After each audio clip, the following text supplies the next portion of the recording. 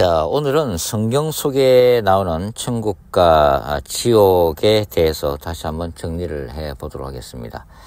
우리가 구약 성경을 읽어보면은 생각보다 천국과 지옥의 개념이 없다는 사실을 알게 됩니다.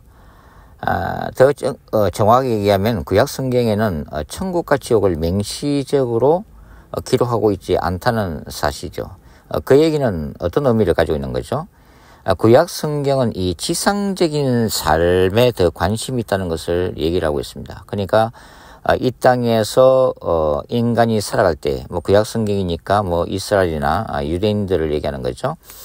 어떻게 그 야훼 하나님의 언약 백성으로서 순수한 야훼 신앙의 기초에서 하나님이 다스리시고 원하시는 삶을 살아가는가에 더 관심을 가졌다는 것을 말하는 것입니다. 구약 성경에서 이제 이 셰올이라고 하는 히브리 단어가 기록되어 있는데요. 이 구약의 셰올은 무덤을 의미하거나 죽음이 다스리는 사후 세계 또는 지하 세계를 의미하는 단어로 사용되고 있습니다. 그러니까 한 개인이 육체적인 죽음을 죽고 난 이후의 세계를 가리키는 단어인데요. 이 셰올은 우리가 얘기하고 있는 이 천국과 지옥의 개념이 없습니다. 그냥 죽은 자들이 가는 세계, 현세적인 삶과 단절된 사후 세계를 총칭하는 그런 단어라고 하는 거죠. 그러니까 여기 이 셰올이라고 하는 단어 속에는 의인이 죽어서 가는 천국이라든지 그 다음에 악인이 죽어서 심판받는 곳의 개념이 없다고 하는 거죠. 그러나 그럼에도 불구하고 이제 구약 성경에는 죽은 자들의 부활에 대한 개념도 전혀 없느냐? 그것은 아닙니다. 진보주의 이제 신학자들은 이 부활의 개념도 전혀 없다라고 얘기를 하지만 이 부활의 어떤 씨앗에 해당되는 구절들이 등장되고 있죠. 대표적인 게 이제 이사야 26장 19절 같은 말씀이죠. 이사야 26장 19절 말씀은 이렇게 되어 있습니다. 주여 죽은 자들이 살아나고 우리의 시체들은 일어나리이다. 티끌에 거하는 자들아 너희는 깨어 노래하라. 주의 이슬은 빛난 이슬이니 땅이 죽은 자를 내어놓으리로다. 그러니까 이런 구절을 보면 분명히 죽은 자들이 다시 일어나는 부활이라고 하는 개념을 분명히 말해주고 있는 거죠. 그 다음에 이제 다니엘서 12장 2절 같은 말씀도 이런 부활 사상을 읽을 수 있는 구절입니다. 이렇게 되어 있습니다. 땅의 티끌 가운데서 자는 자 중에서 많은 사람이 깨어나 영생을 받을 자도 있겠고 수치를 당하여서 영원히 부끄러움을 당할 자도 있을 것이며 이렇게 종말론적인 부활을 기록하고 있는 구절들도 있다고 하는 거죠.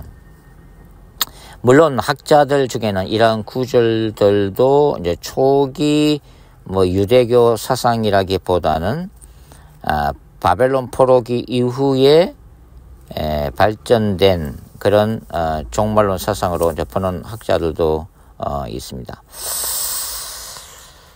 자, 이런 어떤 사후세계에 대한 개념이라든지 종말론에 대한 구체적인 사상들은 제2성전기 시대 신구약 중간기에 형성되었다고 보는 것이 사실 정확하다고 할 수가 있는 거죠.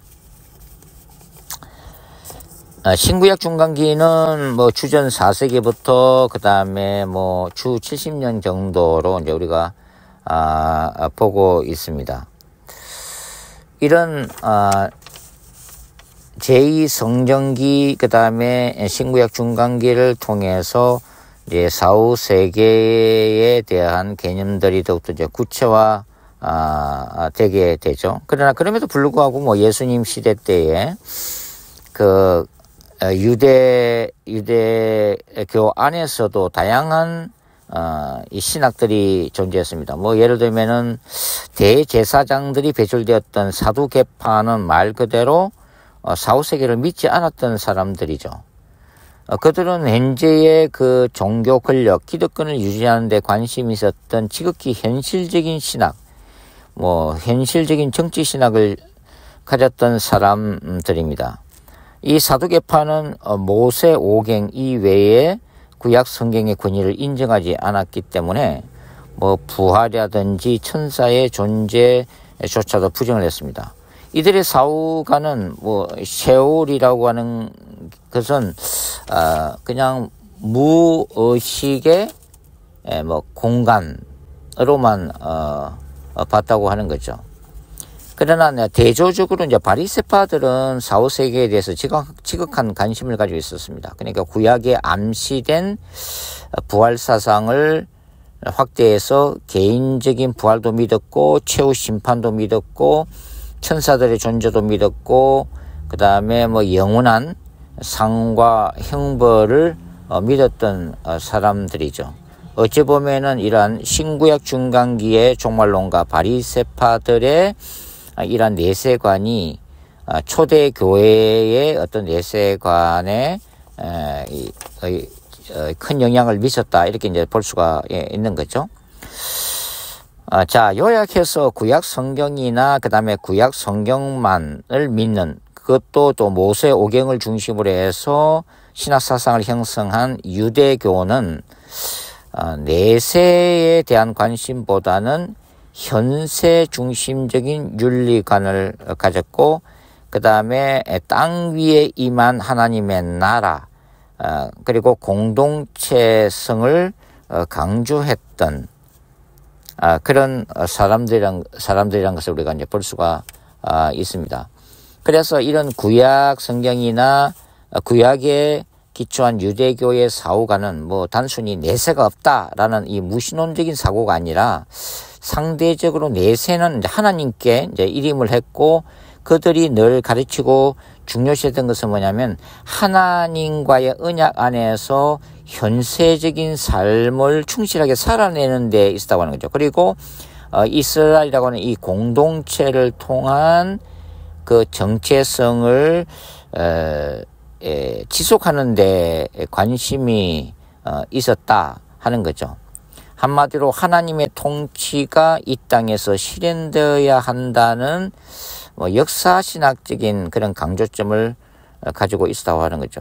그러나 그럼에도 사실 현실적인 이스라엘은 이 바알 종교 우상 숭배 이데올로기 때문에 늘 실패한 역사를 살았고 그래서 이 바벨론 포로기 이후에 기록됐던 신명기적 역사관으로 기록됐던 이 이스라엘의 역사는 바로 그러한 우상 숭배 이데올로기에 대해서 거룩한 전쟁을 선포하면서 이 우상 숭배에 빠졌던 과거의 그 역사, 뼈아픈 역사를 반성하는 그런 역사관과 세계관과 신학을 반영하고 있다. 이렇게 이제 볼 수가 있습니다. 자, 이제 예수님의 사후관을 한번 살펴보도록 하겠습니다. 자, 예수님도 이 땅에 임한 하나님의 나라를 강조를 했죠. 회개하라 천국이 가까웠느니라 라고 하는 예수님의 초기 설교에서 보는 바와 같이 죽어서 가는 장소로서의 천국보다는 이 땅에 임한 하나님의 나라와 통치를 강조하는 그런 가르침을 예수님은 강조를 하셨다고 하는 거죠. 그러나 그럼에도 불구하고 사후 세계에 대한 가르침이 없느냐? 그건 아니죠. 예수님의 설교는 특별히 지옥으로 이렇게 알려져 있는 게헨나를 굉장히 강조를 하셨습니다. 바로 쓰레기 소각장이면서 시체 를 처리하는 곳이었던 불타는 골짜기인 흰놈 골짜기에 대한 이미지를 기초로 해서 바로 지옥에 대해서 가르치셨던 게헨나, 이것은 영원히 고통받는 장소로서 예수님이 강조하신 그런 개념이죠. 그리고 이 십자가에 달린 그 강도에게 뭡니까? 네가 오늘 나와 함께 낙원에 있으리라고 했던 이 낙원, 이 사후의 천국 개념으로서 패러다이스, 낙원 개념을 예수님은 가르쳐 주셨다는 것을 이제 우리가 알 수가 있습니다. 그 다음에 우리가 이제 바울을 한번 보도록 하죠. 바울 서신에 나와 있는 그 사후 세계관. 바울은 어떻게 가르치고 있을까요? 자, 바울은 한마디로 이 사후 세계보다는 종말론적인 부활에 더 관심을 가졌습니다. 그러니까 바울은 이 신자가 죽고 난 다음에 중간 상태를 상세히 설명을 하지 않습니다. 고린도후서 5장 1절 이후에 바울은 뭐라고 그러냐면 우리는 몸을 떠나 주와 함께 거하는 것을 더 원하노라. 그리고 빌립보서 1장에는 이런 구절도 있습니다. 내가 육신으로 사는 것이 유익하나 차라리 떠나서 그리스도와 함께 있는 것이 훨씬 더 좋은 일이다. 여기에서 이제 바울은 신자가 죽고 난 다음에 의식을 가지고 그리스도와 함께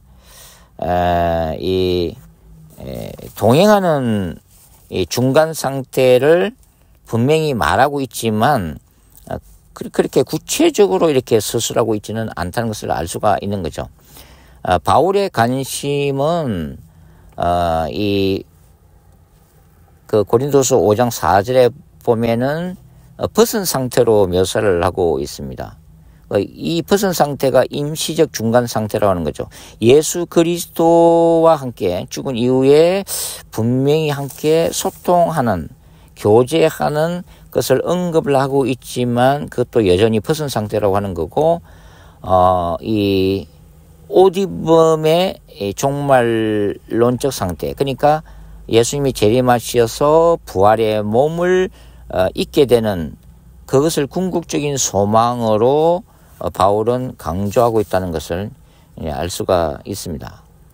고린도전서 15장에서 바울은 전 인류적인 부활, 믿는 자와 믿지 않는 자가 종말론적인 이 부활을 하게 될 것이라는 것을 분명히 언급하고 있으면서 로마서 8장 18절부터 23절까지 바울이 그리고 있는 최종적인 사후 상태는 피조물 전체가 썩어짐의 종로로에서 해방될 것을 기대하고 있는 그런 종말을 소망하고 있는 거죠. 그러니까 영광의 자유, 몸의 구속, 새 창조가 도래할 것을 소망하고 있는 그런 사후 세계관을 기록을 해놓고 있습니다.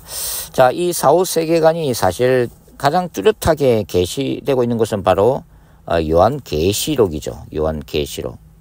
자, 요한계시록은 하나님의 최후 심판과 그 다음에 새 창조라고 하는 이런 어떤 묵시적인 서사를 통해서 의인과 악인의 영원한 운명을 극적으로 제시를 하고 있습니다. 자, 요한계시록에서 이 죽음 이후의 중간 상태는 계시록 6장 9절부터 11절에 나와 있는 그 순교자들에 대한 환상에서 우리가 볼 수가 있는데요. 거기 보면은 순교자들의 영혼이 하나님의 보좌 아래에서 언제까지 우리의 피를 갚지 아니하시겠나이까라고 부르짖고 있습니다. 이것은 죽은 자의 영혼이 의식이 있는 상태에서 하나님의 종말론적인 심판을 기다리고 있음을 보여주고 있는 그런 모습이라고 하는 거죠. 그리고 이 의인과 악인의 최후 운명이 소위 말해서 이 불목과 그 다음에 새하늘과 새 땅으로 이렇게 갈라지는 모습을 뚜렷하게 보여주고 있습니다. 계시록 20장에는 사탄과 그를 따르는 자들이 영원히 이 불못에 던져져서 밤낮 괴로움을 받는다고 기록하고 있는 거죠. 이것이 바로 둘째 사망으로 나타나고 있습니다. 바로 생명책에 기록되지 못한 자들이 영원한 고통을 당할 것임을 분명히 요한은 기록하고 있다고 하는 거죠. 반면에 이 믿음을 지킨 의인들의 최후 운명은 새 예루살렘, 즉 새하늘과 새 땅에서 이 영원한 행복과 영광을 누린다고 하는 이 개념 속에서 나타나고 있죠. 바로 그곳에서 눈물과 사망과 아픔이 없고 생명수의 강과 생명나무가 있는 이 완전한 회복과 영원한 기쁨과 영생을 누리고 있는 바로 이 곳에서 성취될 거라고 하는 거죠. 이것이 이제 새하늘과 새 땅, 뉴 제루살렘은 바로 이 상징성을 가지면서 실제적인 장소로 믿어지고 있는 곳이죠. 바로 우리가 영원한 천국으로 부를 수 있는 곳이고 하나님 나라가 궁극적으로 완성되는 곳으로 나타나고 있습니다. 자, 이렇게 오늘은 이 구약과 신약 성경에 나타내는 천국과 지옥의 개념에 대해서 다시 한번 정리를 했습니다. 감사합니다.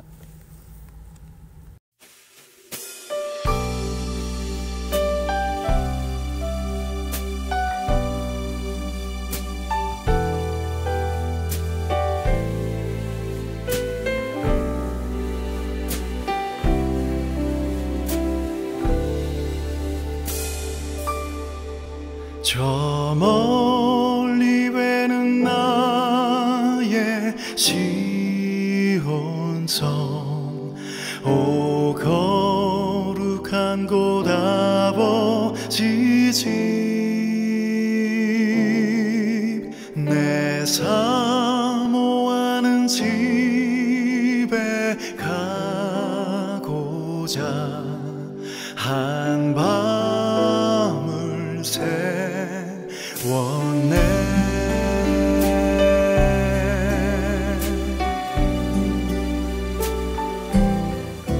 저 멀리 외는 나의 시온성, 오 거룩한 곳 아버지 집, 내 사모하는 집에 가고자 한 밤을 세웠네.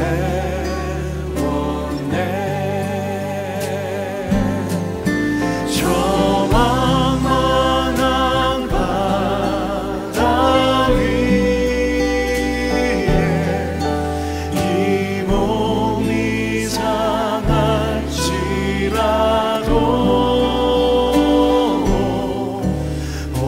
오늘은 이곳 내일은 저곳 주 복음 전하리.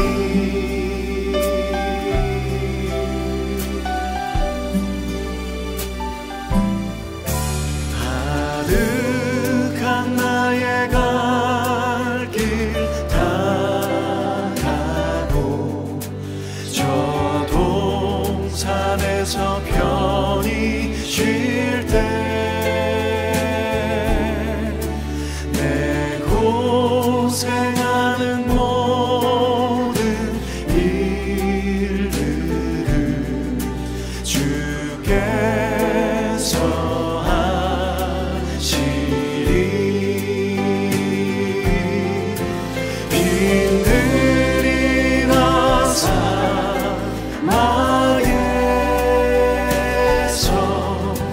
이 몸이 오갈지라도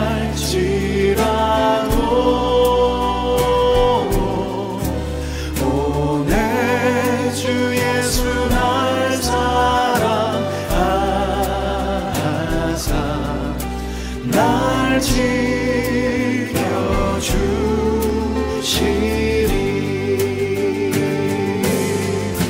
저 망망한 바다 위에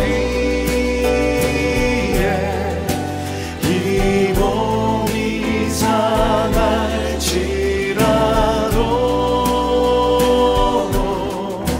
오늘은 이곳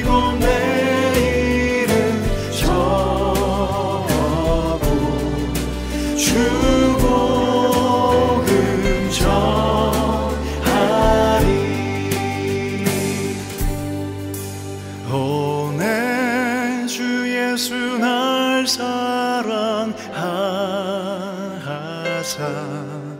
날 지켜주시